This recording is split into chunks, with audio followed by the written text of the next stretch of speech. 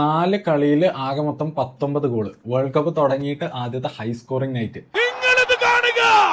ജർമ്മനിയാണ് തുടക്കം വെച്ചത്. കുറസാവോനായിട്ട് 7-1 and interesting കളിയായിരുന്നു. കാരണം 16 മിനിറ്റ്, വെറും 16 മിനിറ്റത്തേക്ക് കുറാസാവോ തിരിച്ച് ഫൈറ്റ് ചെയ്ത് കാണാൻ നല്ല രസമുണ്ടായി. പക്ഷേ ജർമ്മനിയാണ്. അവർക്ക് പണ്ടേ കണ്ണിൽ ചോര കുറച്ച് കുറവായതുകൊണ്ട് അവർ സ്കോറിംഗ് നിർത്തിയില്ല. 7 ഗോളിലാണ് തീർത്തത്. അത് കഴിഞ്ഞ് നെതർലാൻഡ്സ് ജപ്പാന്റെ അറ്റാക്കിംഗ് ഫിലോസഫിയാണ്. എന്ന് വെച്ചാൽ നെതർലാൻഡ്സ് എത്ര വേണമെങ്കിലും അടിച്ചോട്ടെ, നമുക്ക് തിരിച്ചടിക്കാമെന്ന്. അവർ ബസ് പാർക്ക് ചെയ്യാൻ പോകുന്നില്ല, അവർ ഡിഫൻസ് ഫോക്കസ് ചെയ്യാൻ പോകുന്നില്ല. രണ്ട് ടീമും ഒന്നിനൊന്ന്. ഫൈനൽ വരെ നല്ല രസമായിരുന്നു. സെക്കൻഡ് ഹാഫ് ഭയങ്കര തീയായിരുന്നു. നിങ്ങൾ കണ്ടിട്ടില്ലെങ്കിൽ എന്തായാലും ഹൈലൈറ്റ്സ് കാണുക. പിന്നെ മൂന്നാമത്തെ മാച്ച് ഐവറി കോസ്റ്റ് ഇക്വഡോർ. ഇതും ഏകദേശം ലൈക്ക് ഓൾമോസ്റ്റ് സെയിം ലെവലിലുള്ള ടീംസിന്റെ കളി.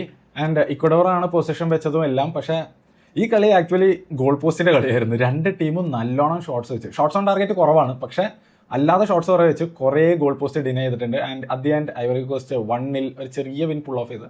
ആൻഡ് തീർന്നത് സ്വീഡൻ ടുണീഷ്യ. അത് സ്വീഡൻ ജയിക്കുന്ന ഏതാണ്ട് എല്ലാവർക്കും അറിയാവുന്ന ഒരു കളിയായിരുന്നു. നമ്മൾ ഗ്യോക്കറേഷ് അടിക്കും, ഇസാക്ക് അടിക്കും എന്നൊക്കെ പറഞ്ഞ് നമ്മൾ പ്രതീക്ഷിച്ച എല്ലാവരും അടിച്ചു. 5-1 ആ കളി തീർന്നത്. ഇനി ഇന്നത്തെ പരിപാടികൾ തുടങ്ങാൻ പോകുന്നത് സ്പെയിൻ കേപ്പ് വെർദെ 9:30 മണിക്ക് നമ്മുടെ സമയത്ത് ഉറക്കം കളയാതെ കാണാൻ പറ്റുന്ന ഒരു കളി.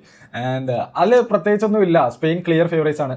സ്പെയിൻ ആക്ച്വലി വേൾഡ് കപ്പ് ജയിക്കാൻ ഫേവറേറ്റ്സ് ആണെന്ന് പറയുന്നത്. അപ്പോൾ പിന്നെ കേപ്പ് വെർദെ എത്തിയതും ഇൻട്രസ്റ്റിംഗ് ആണ്. കാരണം അവർ ആഫ്കോൺ ഗ്രൂപ്പ് സ്റ്റേജ് ക്വാളിഫയേഴ്സിൽ 6 കളി കളിച്ച് അതിൽ ഒരെണ്ണം മാത്രം ജയിച്ച് പുറത്തായ ടീമാണ്. അവർ പിന്നെ വേൾഡ് കപ്പ് ക്വാളിഫയേഴ്സ് നല്ലോണം പിടിച്ചു.